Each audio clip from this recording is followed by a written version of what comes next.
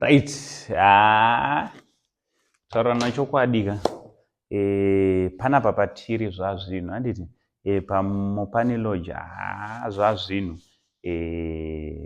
Zvazvinhu zvokutorevesa. Izvozvi ndamuka ndakarara zvakanaka zvangu. Ndiri panapa pamopani lodge. Kuno kuVictoria Falls. Ozvinezvi ndakuda kumborwa kabreakfast kangu. Standard kwete kuti breakfast zvisina basa handiti. So ndoda kuti ndingokuratidzai kuti morning routine yangu yanga yakamira sei ndiri panapa pamopani lodge, especially pazvekudya handiti.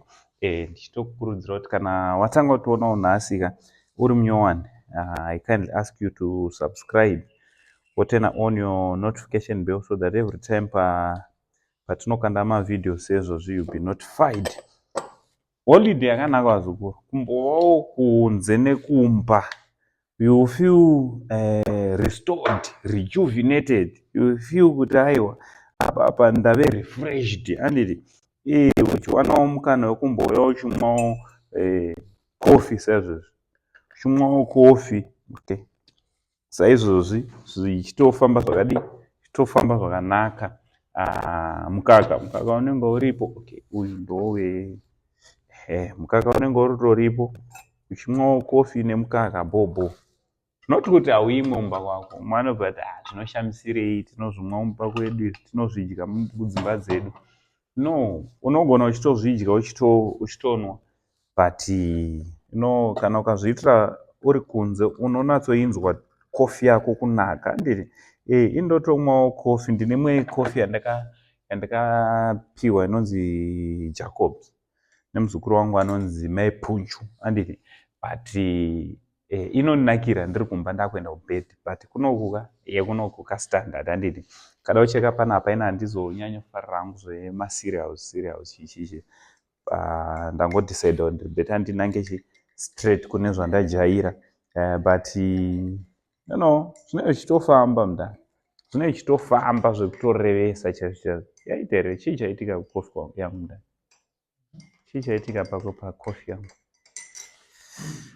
Right. So nomborwa kabreakfast. Ndofarira zvangu kuti kana ndapedza kurova coffee yangu ndofarira kuzorwa glass of glass kejuice handiti. Ndofarira kuzongorwa juice glass. Zvinozotofamba all this zviri kuitika pamopani. Onaka kana wauya kunoku kuVictoria Falls usatambure pekurara, pekusvikira, paunobatwa zvakanaka, nemutengo uri pasi pasi zvokutoti unotoshamisika kuti hey, kutorara mulodge here uku kana kutoti zvazvimwe.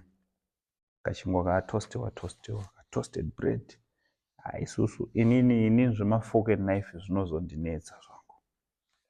Ndakutoshayiwa kana pekutanga. Tiri kwedu tangojaira kuti tinodii? Tiri kwedu tajaira kutongoshandisa ruoko straight wise. Zvemafork nechakuti izvizvi. Mapotatoes twachona unotoonawo kutotiwo zvakadii, zvakarongeka. So ndo breakfast yangu, morning routine yangu. Breakfast yangu ndiri panapa pamopani lodge. Ndichakuratidza futi kuti zvimwe ndezvipi zvaunowana uri panapa payard handiti. Chakuratidza futi sharp.